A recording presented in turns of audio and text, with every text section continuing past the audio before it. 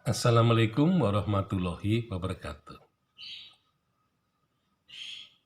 Sejarawan lokal pada dasarnya adalah sejarawan yang berada di pusaran luar ya, dari pusat pembicaraan atau diskusi sejarah. Sejarawan lokal seringkali terasing di antara diskusi sejarawan-sejarawan yang tinggal di perkotaan. Jadi sejarawan perkotaan itu mungkin mudah berkomunikasi, sementara sejarawan yang tinggal di lokal atau di kampung yang disebut sebagai sejarawan kampung itu memang bernasib terisolasi dari kehidupan atau pergaulan para sejarawan. Maka yang terjadi sejarawan di kota-kota ini mereka lebih banyak berbicara daripada berdiam diri, terutama untuk menekuni bidangnya itu. Nah, diamnya sejarawan lokal itu berarti dia melakukan kerja penelitian secara terus-menerus supaya bisa menghasilkan karya-karya yang tidak berbau plagiasi. Jadi sejarawan kota memang rentan melakukan plagiasi karena tuntutannya itu tidak sebesar dengan keterampilan dan kemampuannya. Jadi memang kerja para sejarawan di kota itu lebih cenderung ya untuk bekerja dengan gaya yang cepat ya dan tidak cukup mempunyai kesabaran untuk meneliti secara terus-menerus. Apalagi kalau mereka sudah terbiasa dengan kehidupan proyek. Jadi penulisan sejarah sudah diproyekkan, maka mereka akan terbatas waktunya dan terbatas biayanya. Nah, sehingga mereka akan bekerja cepat-cepat dengan tergesa-gesa, ya. Nah, sehingga hasilnya pun akan menampilkan ketergesa-gesaan. Dan mereka juga memang cepat juga melakukan apa yang disebut dengan publikasi, ya, karena publikasi itu memang ya seperti dalam bentuk tulisan artikel di jurnal, itu sebenarnya tulisan-tulisan kecil. Artinya artikel itu merupakan publikasi yang tidak luas, publikasi yang sangat terbatas. Ya. Jadi sebenarnya publikasi dalam bentuk artikel itu sebenarnya ditulis tidak bisa juga ditulis dengan serampangan dan sembarangan.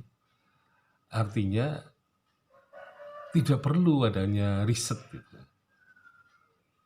Nah, sehingga bagi mereka riset itu memakan waktu yang sangat banyak gitu ya. Dan itu merupakan suatu keborosan waktu dan tenaga. Jadi banyak orang yang sebenarnya menulis artikel itu hanya sebagai karya renungan, ya, karya yang tidak berlandaskan riset yang mendalam, ya, tetapi karena tuntutan waktu, maka mereka lebih banyak menggunakan artikel-artikel yang siap saji sebenarnya.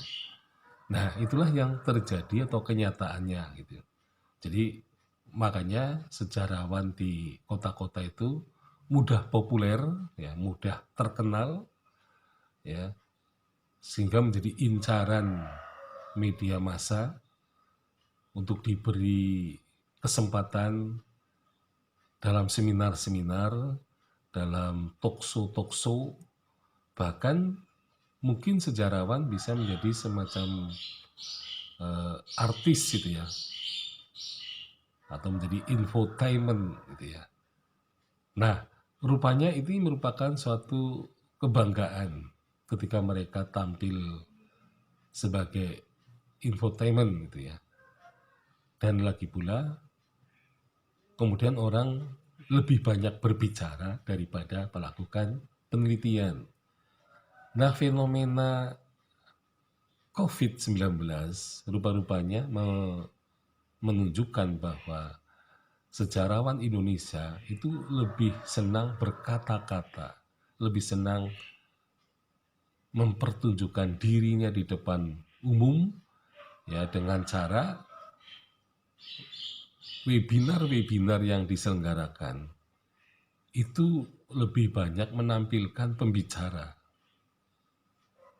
Dan tentu saja pembicaraan dengan banyak orang seperti itu, maka efektivitas dan tingkat kedalaman diskusi itu akan sangat rendah.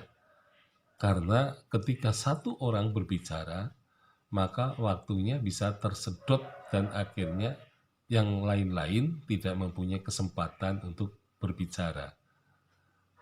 Nah, kita lihat bahwa webinar itu pembicaranya bisa sampai 8, ya. Antara yang jelas 5 ke atas itu. Jadi semua orang ingin berbicara. Walaupun kita tidak tahu kualitas pembicaraannya. Ya. Nah, sehingga webinar-webinar itu sebenarnya merupakan bentuk refleksi yang sangat tergesa-gesa dan mungkin bisa dikatakan dangkal karena semua orang ingin tampil, semua orang ingin mendapatkan panggung sejarah. Nah, sebenarnya panggung sejarah bisa diperoleh manakala sejarawan itu melakukan riset secara terus-menerus sehingga publikasinya tidak terbatas pada artikel yang berupa renungan-renungan saja, tetapi sebenarnya berasal dari data yang ditemukan dalam penelitian. Jadi kebanyakan artikel-artikel itu lebih banyak dalam renungan-renungan teori yang dibukukan dengan data yang sedikit, nah kemudian baru dipublikasikan. Nah, publikasi seperti ini memang publikasi yang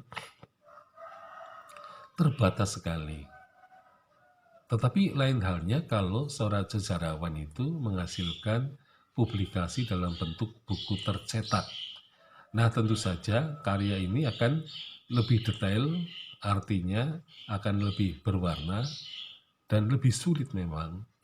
Jadi menulis buku itu lebih sulit karena memakan waktu yang cukup banyak, ya, dan juga biaya serta tenaga yang lebih besar daripada menulis artikel untuk jurnal.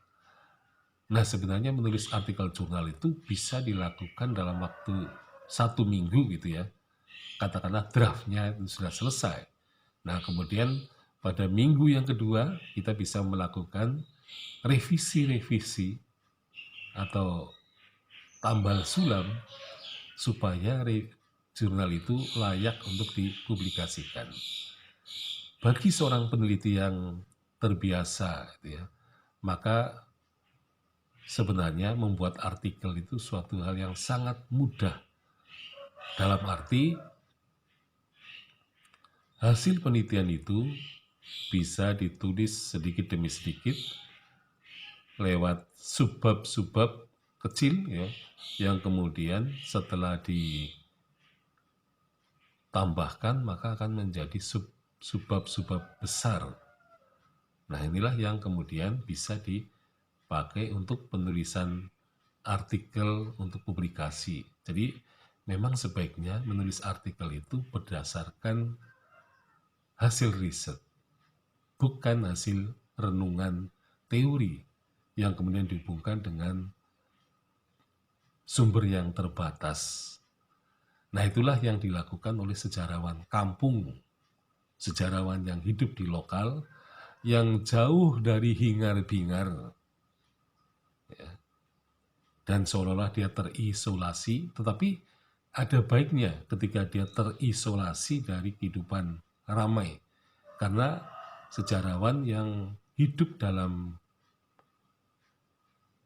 kehidupan yang terisolasi itu, maka pikiran dia tidak akan dikotori oleh pikiran-pikiran orang lain, tetapi ia kemudian berusaha dengan keras untuk berpikir keras, melakukan penelitian yang keras, sehingga menghasilkan karya yang lebih, atau katakanlah jauh dari plagiasi. Kalaupun sampai itu terjadi sama, maka itu hanyalah kebetulan saja. Artinya orang yang tinggal di pedesaan, di kampung ini, lebih terisolasi dan jauh dari hingar-bingar pembicaraan manusia di luarnya, terutama sejarawan-sejarawan yang ada di perkotaan. Maka sebenarnya kita patut gembira bahwa kita melakukan penelitian dengan pikiran yang sedikit murni, tidak terkontaminasi oleh pikiran-pikiran yang lain. Maka sejarawan yang terpepet oleh waktu ketika menulis disertasi, bisa saja dia melakukan apa yang dilakukan dengan tindakan yang tidak mulia, ya, yang tidak terpuji, itu dengan cara melakukan plagiasi. Sekian, Assalamualaikum warahmatullahi wabarakatuh.